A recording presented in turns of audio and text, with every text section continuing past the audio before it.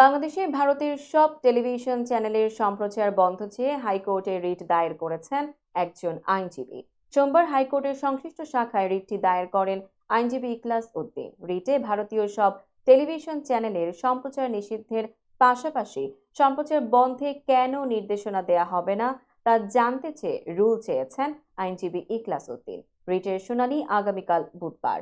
মঙ্গলবার বিচারপতি ফাতেমা নজিব ও বিচারপতি শিকদার মাহমুদুর রাজির হাইকোর্ট বেঞ্চ এই আদেশ দিয়েছেন। রিটে বিবাদী করা হয়েছে তথ্য সচিব, স্বরাষ্ট্র সচিব, বাংলাদেশ টেলিকমিউনিকেশন রেগুলেটরি কমিশন সহ সংশ্লিষ্টদের। রিটকারীর আইনজীবী ইখলাস উদ্দিন ভুইয়া বলেন, আগামীকাল বুধবার রিট আবেদনটি শুনানির জন্য হাইকোর্টের কার্যতালিকায় আসবে। আমরা আদালতকে জানিয়েছি এটা জরুরি বিষয়, জরুরি শুনানি করা দরকার। বিচারক এতে অনুমতি দিয়েছেন।